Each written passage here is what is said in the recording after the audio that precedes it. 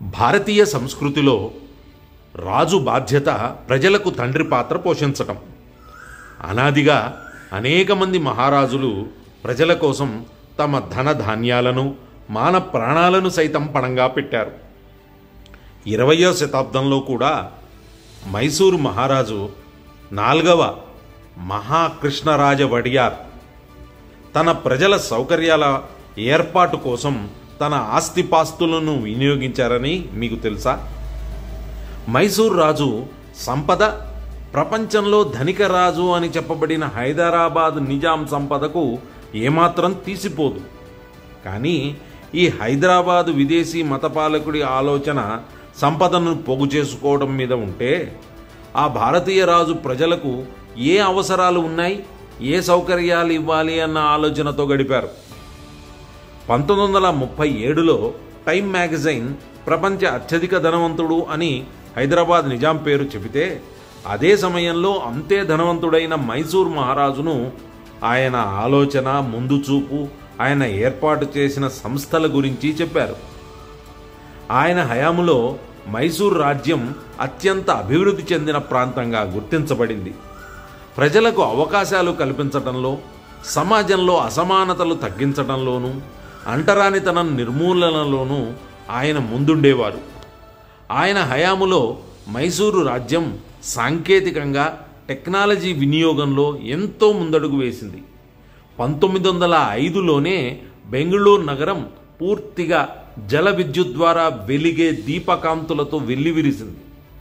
ఆ సమయంలో ఆసియా ఖండంలోనే బెంగళూరు నగరమే ఈ ఘనత సాధించిన మొదటి నగరం. ప్రతి ఇంటికి వెలుగునిచ్చిన రాజుగా ఆ ప్రాంతం వారు కృష్ణరాజ భూప మణే మణే దీప అని అంటుండేవారు. 1915లోనే తన ప్రజలకు ప్రాథమిక విద్యను తప్పనిసరి చేసిన ముందు చూపు గలవాడాయన. ఆయన విద్య కోసం పైపైన ఏవో మాటలు చెప్పలేదు.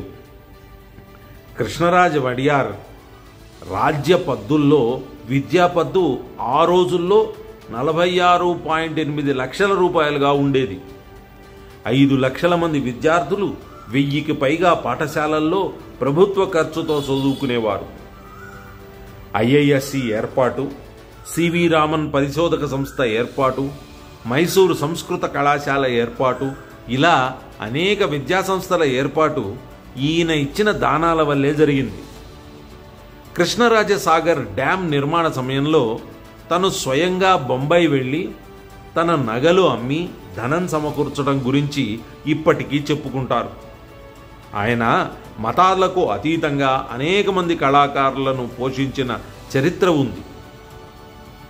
పన్నుల పేరుతో ప్రజలను పీడించి ప్రజలకు కూడు గుడ్డ కూడా సరిగ్గా లేకుండా ప్రపంచంలోనే ధనికుడు అనిపించుకున్న నిజాం గొప్ప, లేక ప్రజలకు అన్ని సౌకర్యాలు కల్పించి వారి మనస్సుల్లో నిలిచిపోయిన భారతీయ రాజులు గొప్ప? ఒక్క వ్యక్తి తన జీవితకాలంలో ఎన్ని సంస్థలు స్థాపించగలరు? మహారాజా కృష్ణ వడియార్ 47కు పైగా సంస్థల్ని, ప్రఖ్యాతమైన సంస్థల్ని స్థాపించారు. వాటి జాబితా గమనించండి.